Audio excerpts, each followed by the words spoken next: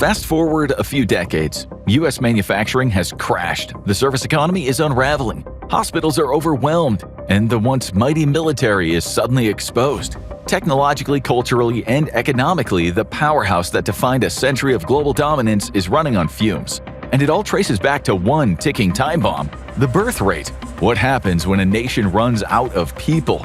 We break it down in today's episode of the Infographic Show. What happens to the USA if the birth rate drops even lower? If you've been paying attention to the headlines, the warnings are everywhere. Global birth rates are plummeting. And if the trend holds, the consequences could be far worse than most people imagine. Some say we're heading straight into a demographic apocalypse, one where civilization as we know it simply can't function. And it's technically true. Young folks aren't having kids. Many aren't even having sex. And for those who are getting lucky, little bundles of joy aren't on the agenda.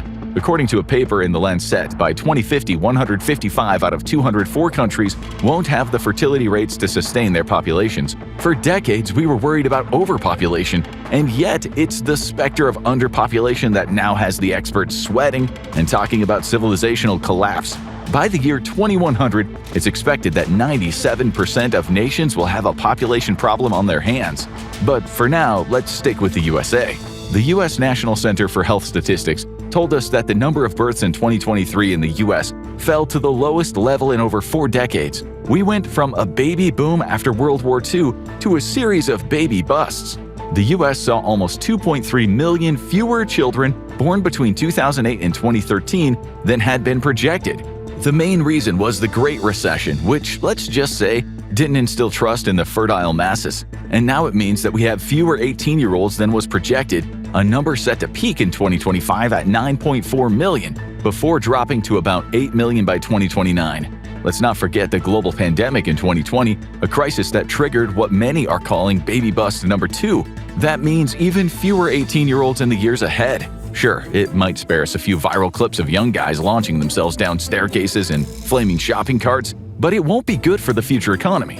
We're also living longer these days on average, so what's happening is we are seeing a shortage of young people and an excess of bald and gray heads. No disrespect to the elderly, but let's be honest, they're not exactly fueling the economy with raw muscle, endless energy, and startup dreams. The economy needs a stable birth rate, not just to create stuff and say, "Do you want fries with that?" but to consume. We'll talk more about this later. If we look at the first 2 decades of the 1900s, in terms of the crude birth rate, U.S. women were having 100 to 120 kids per 1,000 women at the ages of 15 to 44. It slumped to 75.8 in 1936, a down period as the world was eclipsed by political instability. After that, the birth rate started climbing again, hitting a peak of 122.9 births per 1,000 women in 1957. Another decline followed, but that didn't stop the highly excitable writers talking about the environmental collapse thanks to the so-called population bomb. Then, from the mid-70s all the way to 2007, we hit a birth rate plateau in the US as it hovered at about 65 to 70 births per 1,000. Then came the slump. In 2023, the US birth rate was the lowest in recorded history at just 54.5 per 1,000. What's strange is that some states have experienced a much bigger birth rate decline than others. From 2005 to 2022, Utah, Arizona, and Delaware saw the biggest drops at negative 33.9%, negative 31.9%, and negative 31.2% respectively. But then, you head over to Kentucky and things seem fairly stable at just a negative 6% decline. North Dakota, negative 4.3%, and Louisiana, a negative 0.3% are also fairly stable. This is important since each state could have unique problems as birth rates keep dropping. As you'll see later, it could mean mass migration, leaving some states struggling to stay economically viable. So, what happened? Why did men and women start opting out of producing offspring? Well, after the war, in general, Americans were feeling pretty good about themselves. The economy looked healthy, and people were able to work blue-collar jobs and feel confident that they'd be able to get on the property ladder. Trust in the future is a big deal where having kids is concerned. The total fertility rate, TFR, in the US in those days was 3.8 kids per woman, which is really high. Then, in the 1960s and 70s, feminism began to take hold in society, birth control became more readily available, and abortions were made more accessible. This saw the TFR hit about 2 kids per woman. In the 80s, it was between 1.8 and 1.9, which was just below replacement level, and now it's 1.6 and very likely to decrease again. In case you didn't know, most countries try to maintain that level. If they can't, they sometimes get desperate, offering tax credits for parents and even cash prizes. In cultures where people on average tend to listen to what their government tells them, things can get even more intense. In China, the Communist Party recently got colleges and universities to introduce courses on love education to convince citizens that marriage and childbearing were the next big thing. Again, Westerners tend to be a little more difficult when it comes to governments telling them how to live their lives. This too will reshape the future economy. As we told you, in the 2000s, we got hit with the Great Recession. Confidence in economic stability was low. People's attitudes also had changed. Many women and their partners didn't want the standard American dream, the white picket fence, 2 cars in the garage, and a vacation to Orlando. Millennials wanted freedom and adventure. Many were more focused on their careers than on bringing screaming balls of flesh into the world, and a lot had crippling student debt. So having kids seemed out of the question. Then there's Gen Z. They just lived through a global pandemic, and before that, they watched the fallout from not just one, but 2 massive economic meltdowns. First came the Great Recession, and then came the largest transfer of wealth in modern history. The result is a generation raised on uncertainty and soaked in cynicism. For them, buying a home isn't just a milestone, it's a pipe dream. There's a lot of feelings of hopelessness going around, which is evident in certain death rates. Back in the boomer days, only about 15 out of every 100,000 Americans died from a so-called death of despair. For example, self-harm, overdoses, or illness related to drug abuse or alcoholism. In 2000, it was higher, but only 22.7. Since 2017, deaths of despair have been over 45 per 100,000. As a paper on the issue said, mortality from deaths of despair far surpass anything seen in America since the dawn of the 20th century. When deaths of despair are statistically higher than all other unintentional injury deaths, you have a failure of society on your hands, a kind of cultural collapse, which affects attitudes about starting families. According to a study from the Joint Center for Housing Studies at Harvard, inflation rates on housing costs and bills have risen 10 times faster than wages since 2001. That study said as of 2023, 22.6 million renter households spent more than 30% of their income on rent and utilities, up by 2.2 million since 2019. More than half of those people spent over 50% of their income on housing costs. These are the highest rates in modern history, far outpacing average wage growth, making having children very difficult. Median home prices have gone up 121% across the U.S. since 1960, yet median household income has only increased by 29%. In the 1960s and 70s, the price-to-income ratio, meaning how much an average house cost compared to a year's earnings, was about 2. So 2 years' wages could get you a house on average. Through the 80s and 90s, the ratio climbed to between 3.1 and 3.4, and then it flew up to 3.8 in 2008, and it remained close to that through the 2010s. Thanks to the economic crash and that huge transfer of wealth, the wealthy started buying properties as investment assets, but as there was only a finite number of properties, they started to push up the prices in a bidding war, making first-time buying really hard. The average price-to-income ratio is now at 4.7 throughout the whole of the U.S., but in some states it's much higher, such as Hawaii, 9.1, and California, 8.4. In LA, it's 12.2, and San Francisco, 10. Miami, 8.5, Boston, 7.7, and New York City at 10 have also seen many people being priced out of the market. So unless you have rich parents, it's very hard to get started. If you don't feel like you can get started, then why would you have children? We currently have people dying from despair at unprecedented rates, which signifies a loss of faith in society. And now we live in an era where you can work full-time and still not have a chance of getting on the housing ladder. Or you can work until you drop, and just about every penny will be going towards survival. If there is even a small issue you have to pay for, it could ruin you, which doesn't bode well for bringing children into the world. Statistically, 54% of Americans can survive 3 months without a wage. Only 45% of people can afford a $400 expense. Another report said nearly half of Gen Xers and 39% of Gen Zers have no access to emergency cash. Then you have the report that said 65% of U.S. consumers live paycheck to paycheck. Yet 78% said 1 month or more of their bills had increased in 2024. Look, the reports are all over the place, but the truth is a lot of people, have no emergency cash. So what's the solution to the child problem? Elon Musk thinks that people with money will need to have surrogates. He has talked himself about having a legion level of offspring. Otherwise, he said, we will enter the apocalypse. But the fact is we need babies, and we aren't seeing enough of them. It should be said that the United Nations chimed in, saying that Musk was wrong about population collapse, but if this trend does continue, well, the UN might be eating its words come 2070. And as we said, Gen Z is not even having sex. Well, not much of it. This might be the first ever generation where parents are trying to convince their children to get out more and take some risks. The studies don't lie. In one such study back in 2011, 22% of Californians aged between 18 and 30 said they had had 0 sexual partners in the last 12 months. In 2021, it was 38%, a profound change that will have profound consequences. We could cite a lot more studies and they'd all say the same thing. Gen Z isn't doing it. When the Gen Z no-sex issue was discussed on a Reddit thread, most people upvoted a comment that said, "I blame COVID for nuking everyone's social skills." Others pointed fingers at something deeper, an epidemic of narcissism. We've shifted from looking outward with curiosity to staring inward at filtered versions of ourselves, chasing validation through hearts, likes, and views. It's no surprise then that Pew Research in 2022 wrote, "Teenage fertility rates have also fallen by more than half from a decade ago."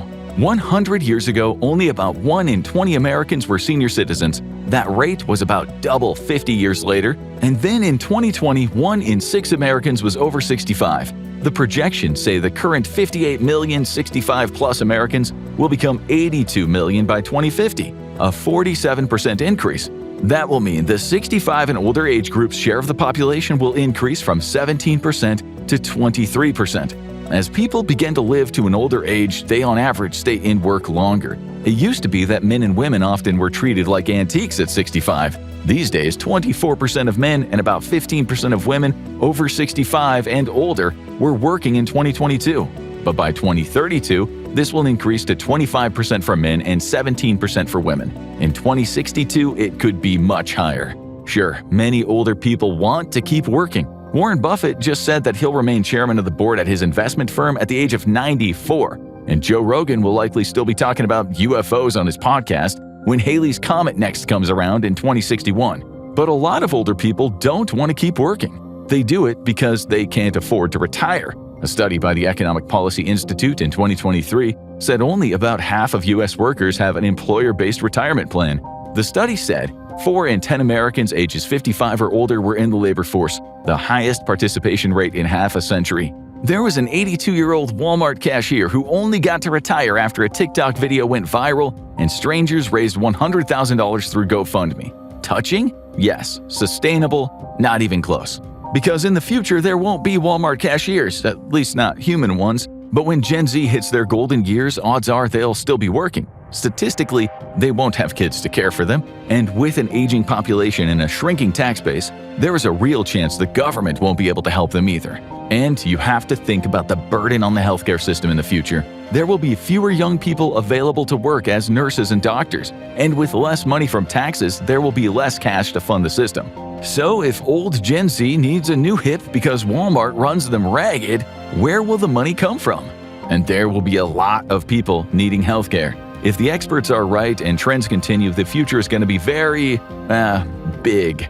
Obesity rates in the U.S. have increased year over year for decades, hitting over 40% in the 2020s for adults aged 40 and over. This is expected to increase to around 60% by 2050, slightly more for women than men. If you're obese in middle age and older, there's a far higher chance that you'll suffer from heart disease, certain cancers, stroke, type 2 diabetes, and even mental health disorders.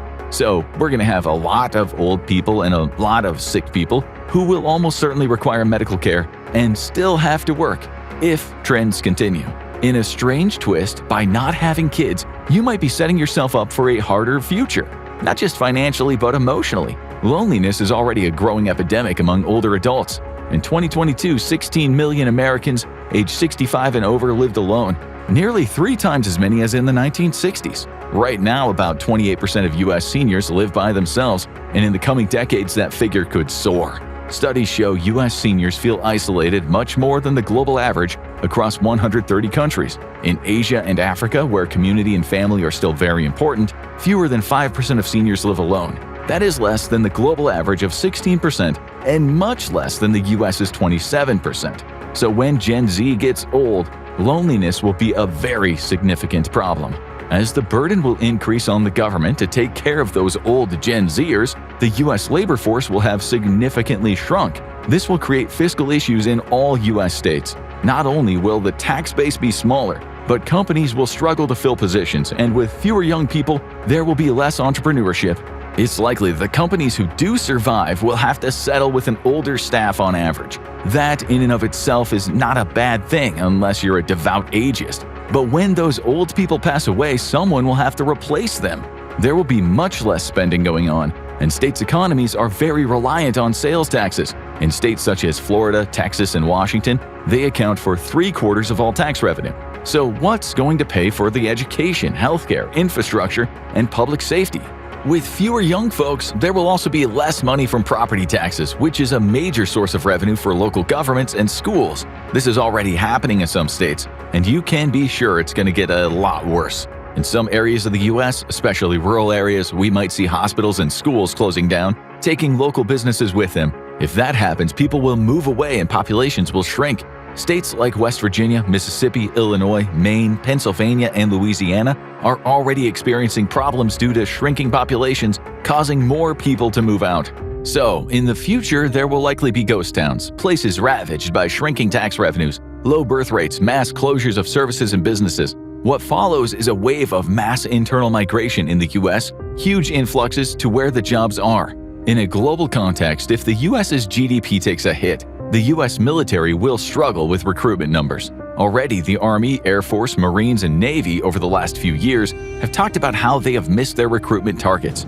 Gen Z is less enamored on average with the military, and many youngsters are skeptical of US foreign policy. They also have technology at their fingertips to see exactly what the battlefield looks like, which of course can be very unpleasant. But if they don't have kids, well, who will fight in the event of a war? Since global power politics is anarchic and it doesn't generally play nice, a weak American military will make the US vulnerable. Military power and a far-reaching intelligence network can bolster economic power. As history has shown us, it reinforces global influence and it underwrites economic dominance. It keeps rivals in check. If you take all that away, alliances might start to crumble. Rogue states can become emboldened. Military power is not just about protecting borders from attack, it's also about getting countries to buy your products or sell you their natural resources. It's about your ships sailing safely and your satellites being able to spy. In short, the strength of the US economy depends in some part on a large and modern military complex. So with less tax revenue to fund it and fewer people to populate it, what is it gonna do? Of course, the future of warfare will include a lot of machines, but you still gotta fund research and development, and usually in wars, someone has to die. What's been a shining star of the US economy is computer technology. But with fewer young people, how will that look down the road? A study said that immigrants were behind about 50% of the US's tech startups, worth over $1 billion. The same study said over 70% of key management or product development positions were filled by immigrants in the 87 companies they analyzed. A separate study said over half of the top privately held AI firms in the US had at least one immigrant founder. So, immigration has helped boost the tech sector, but the best skilled people go where the money is. So the US better hope it can keep building on its technological prowess. With population collapse, that is highly doubtful. The talent might go elsewhere. Culturally speaking, the US wields far more power than any other nation. It is a cultural giant influencing much of the planet in fashion, music, art, and tech.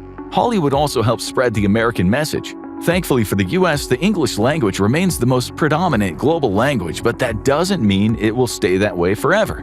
Who knows, in the future, Bollywood or Chinese movies could be the leaders of the silver screen and start to replace English as the global language. The US's power could be so soft that it gets brushed to the side. In fact, in 2021, the US fell from 1st to 6th place in the Brand Finance Global Soft Power Index. The cultural ambassador of the world is in a slump, and everyone is saying it. But if the US becomes a country of old people, well, we can expect the American icons to drift into obscurity. Asia might just become the center of the first world, overtaking North America and Europe. You may scoff, but global power shifts happened in the past and they can happen again, especially when countries face population issues, political polarization, and a loss of trust in institutions. The so-called American decline has to come at some point. Power is never static, so maybe the collapse will come when the population shrinks in 50 or so years from now. But China also has a birth rate problem. Its rate in 2025 is 1.71, below the replacement level of 2.1 to sustain population growth. Japan is famously low at 1.3 and is now one of the oldest places on the planet, facing some very real problems. Sticking with Asia, India is at 2.1, Vietnam is at 1.91, Malaysia is at 1.90, and Thailand is very low at 1.44. If you remember, the US is at 1.6 and shrinking. Nonetheless, the US might just have a trick up its sleeve. It's historically been very good at attracting the lion's share of the world's talent pool and making talented people feel at home. Meanwhile, Asian nations tend to slam the door in talent's face and make full integration very hard. Throughout history, many Asian countries have been very reluctant to open their doors to outsiders. The fact that China went from being the world's most advanced nation to a humiliated economic mess in just 100 years was partly because of its historical closed-door policy. So, the big question is, if global populations do drop, who will get the best talent or even the best labor to do all of the grunt work? Traditionally, Asian countries have relied on low-wage labor and to a large extent tourism, but as their economies have become more reliant on highly skilled labor, their population shrinkage and marginalization of foreign workers could come back to bite them. So it's very much more likely that the US will be taking the best brains from them rather than the other way around, but only if it can remain economically stable. The US and parts of Europe have been very open to immigration. Their cultures to some extent rely on diversity for their expansion. For instance, in the US right now, some of the best minds in tech are Indian. In London centuries ago, the best tailors were Italian, and the Dutch brought textile manufacturing skills, and European Jewish immigrants helped build Britain's towering financial sector. You can simply become British or American by going to live and work there, unlike, say, if you went to live in Japan or Thailand. Because of this, the economic stagnation through reduced population could hit those countries a lot harder in the future than it hits the USA. The US will likely rely on immigration as we move toward a childless future, whereas countries like China, Japan, and Thailand will try to encourage higher birth rates from within. Western governments will put a lot of effort into promoting diversity in movies, TV, and media, not because they care about people's feelings, but for the sake of the economic future of the country. In short, immigration has to be done intelligently with the consensus of the public. But even if integration is sensible, there can still be teething problems. Immigration might not be the magic bullet. So, we might ask if artificial intelligence will be the magic bullet. Who needs babies? Who needs immigrants when you got AI? Well, AI can take over in areas such as logistics, driving, accounting, medical diagnoses, and maybe even result in incredibly advanced surgeries. It will help us to limit environmental degradation, and it'll make future wars wars of machines. It will surely replace much of the workforce. We can only speculate on how many jobs will go, since we don't know how advanced AI will become. According to a McKinsey Global Institute report, it'll maybe take 1 billion jobs by 2025. We could make a wild guess and say 40% to 60% of current jobs will be automated by 2070. So, if that's the case, is the birth rate problem really that bad? Well, AI doesn't nurse the sick, build houses, or spend money at your local restaurants. It doesn't play live music or do stand-up comedy. We rely on people and always will for many of the things that make life worth living and keep us safe and happy. AI might massively increase productivity, but that doesn't mean much if no one has the money to buy the goods or the services. Already all over the world, technology has led to a kind of social atomization, plus a fair bit of political polarization. People feel isolated. Recent studies tell us the Americans feel lonelier and more isolated than ever. Experts are calling it a loneliness epidemic, with people spending less time than ever with others and having less meaningful communication. It's being referred to as feeling alone in a crowd, an isolation that is not just causing mental health problems, but physical health problems. A 2023 Gallup poll found households earning less than $24,000 a year in the US were lonelier than higher-income workers. Other studies revealed that 20 to 40% of Americans reported regularly feeling lonely, more so when they got older. But it's happening to all age groups. It paints an ominous picture of a society drifting apart. But maybe the future doesn't have to be so bleak. Maybe we'll rediscover what really matters: connection. A future where having children isn't just possible but seen as essential to both personal meaning and societal survival. Where communities thrive, relationships take root again, and respect for nature becomes a guiding principle, not out of nostalgia but necessity. We might witness a resurgence of strong families, deep friendships, and even marriages. It could be good for the people, but even better for the economy. But in the short term, there will be growing pains, especially around immigration, as nations walk a tightrope between preserving identity and embracing diversity to keep their economies and their militaries alive. Is a population collapse inevitable, or can we turn it around? Would you have kids in a world like this? Drop your thoughts in the comments. Now you need to watch US military's new robot that will change war forever. Or have a look at USA versus BRICS, Brazil, Russia, India, China, and South Africa. Who would win World War III?